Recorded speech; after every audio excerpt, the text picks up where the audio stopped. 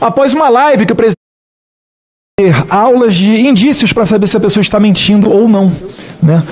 Uma delas é quando você faz perguntas do passado e a pessoa prontamente ela te responde. Parece até que veio ensaiada para o depoimento. Porque é muito comum quando a gente pergunta a pessoa adulta, quando é que você se formou no primeiro grau? Quando é que se formou no segundo grau? Ela para em um momento, ela puxa pela memória. Normalmente ela até olha para cima. Quem estiver me assistindo, faça esse teste mais tarde com um familiar seu. E aqui não, todas as perguntas feitas eram tidas de bate-pronto. Muita vontade, agora com a mão escondida, talvez até suando, passando pela calça, né? O advogado dá o confere ali para conferir do que eu estou falando. Certamente ele tem razão, vai me dar razão. Mas isso daí tudo foi pela manhã. E pela manhã também nós vimos aqui 2 assessores da esquerda conversando com o seu advogado. Se eu não estiver errado aqui, né? O Marcos Evandro Cardoso Santos. De qual partido? Partido Socialista Brasileiro. Bem como a Ana Cristina de Figueiredo Barros, falando ao pé do ouvido aí com os senhores, ela que é da liderança do PT. E aí vem a minha primeira pergunta, como é que pode o senhor tirar foto com a Carla Zambelli e depois vir aqui ser assessorado por essas pessoas, que só não falavam provavelmente no pé do seu ouvido porque ia ficar muito patente, né, ou foram orientadas a não fazê-lo, mas fizeram com os seus advogados. Isso daí eu estou falando por quê? Porque talvez o único crime que a Carla Zambelli tenha cometido é de ser ingênua. E a população não acredita que exista político ingênuo, né? Mas Deus queira a realidade virar à tona. Eu venho agora então, presidente, para minha primeira pergunta, direcionada a Walter Delgatti, né? Espero que ele responda, assim como ele falou pela manhã. Se o presidente Jair Bolsonaro lhe pediu para fraudar as urnas. Ficaria em silêncio. O senhor disse que a urna é inviolável. Como é que poderia, então, o senhor ser contratado para um serviço que Vossa Excelência não conseguiria cumprir? Ficarei em silêncio. Eu peço a assessoria para que, por favor, passe um vídeo, né, que agora a gente tem que ter receio do que a gente vai falar, mesmo sendo parlamentar. Parece que o artigo 53 da imunidade parlamentar não serve para mais nada nesse país, né? Então eu vou colocar aí Boris Casoy em 2018, matéria da Rede TV News. É só para aumentar o som e voltar do começo, por favor. Fraudes em urnas eletrônicas durante a votação do primeiro turno. Entre as reclamações, urnas que supostamente preenchiam o número do candidato à presidência do PT, Fernando Haddad, automaticamente, como se pode ver neste vídeo. Outra queixa compartilhada nas redes sociais foi de que o sistema de algumas urnas encerrou a votação antes de o eleitor confirmar a escolha de candidato à presidência. Sou o João Armentano, arquiteto. Acabei de votar aqui na Zona Sul, no ex-colégio Sacré-Cœur, votei em todo mundo. Mas quando chegou na hora do presidente, apertei o meu candidato e, por surpresa, não houve confirmação. Foi direto para a finalização do voto. Se aconteceu com você também isso, vamos fazer uma ação, vamos fazer uma manifestação a favor ou contra essas urnas eletrônicas.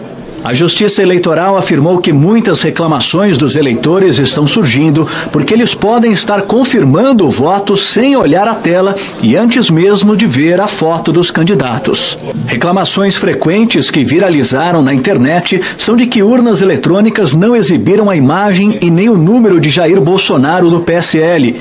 Este caso, que teria acontecido num colégio no Parque Ateneu, na região sudeste de Goiânia, é um exemplo. Como esse sistema, não estou falando da urna, estou falando do sistema como um todo, não permite recontagem de votos, as urnas eletrônicas só serão total e realmente confiáveis com a impressão do voto. O eleitor vota na urna eletrônica, então é emitido um comprovante impresso, o eleitor confere esse impresso e coloca o papel em outra urna, o que possibilita, se for preciso, a recontagem de votos. Se fosse hoje, talvez aí o Boris Casoy estivesse preso, né? mas isso daí, para deixar bem claro, é matéria de 2018, é até para impedir o pessoal da esquerda que falava que o voto impresso era a pessoa pegar um comprovante e levar para casa. Né? Isso sim, uma verdadeira fake news. Mas eu indago aqui, presidente, o hacker Walter Delgatti, né? O senhor disse que até 2018 só uma pessoa tinha acesso ao código-fonte, e era o técnico do DSE, o dito Papa das Urnas Eletrônicas, que inclusive Vossa Excelência falou que no final dos anos 90 fez um curso sobre algoritmo na França, final dos anos 90, né?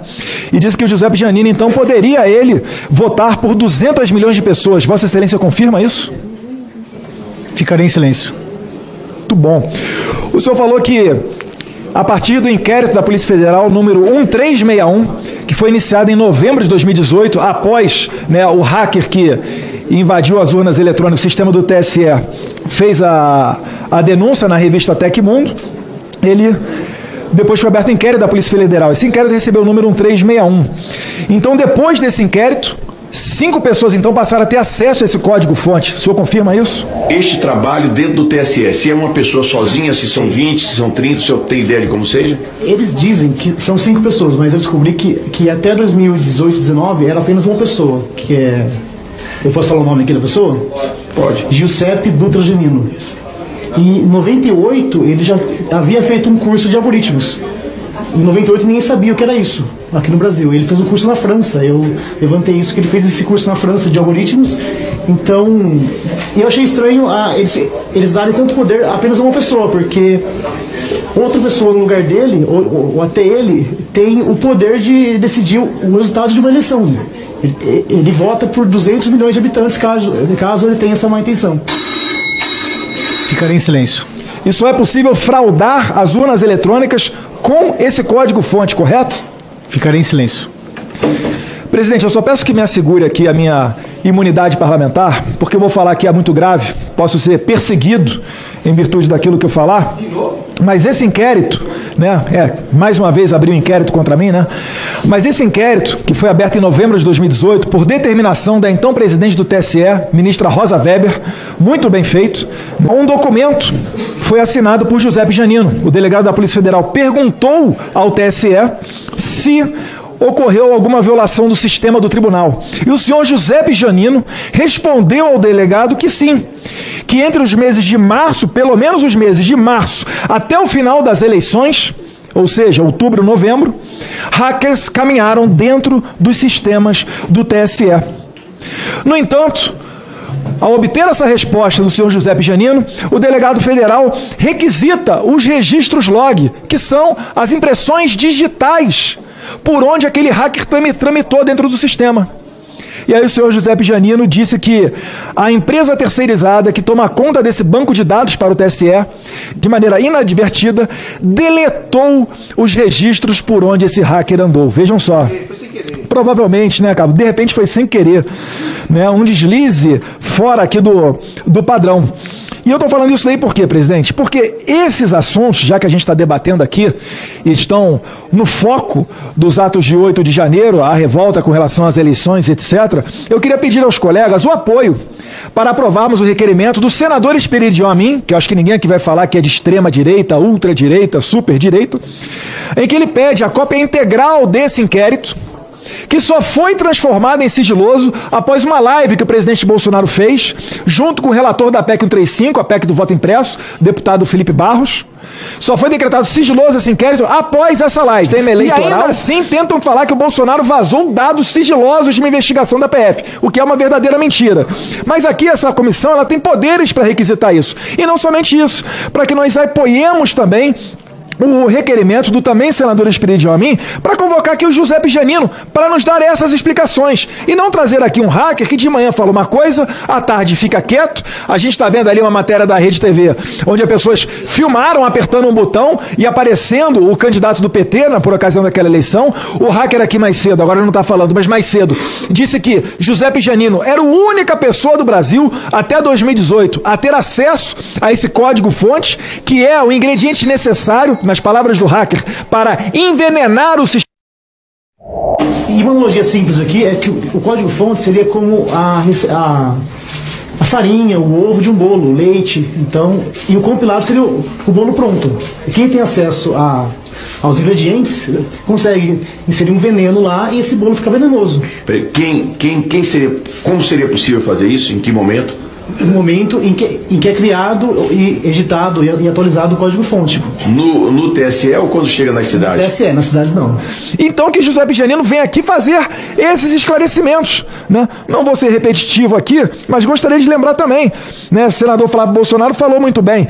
O hacker foi ao Ministério da Defesa depois da confecção do relatório da Comissão de Transparência das Forças Armadas, que desde 2021, a convite do presidente do TSE à época, ministro Luiz Roberto Barroso, convidou as Forças Armadas para contribuir no processo eleitoral.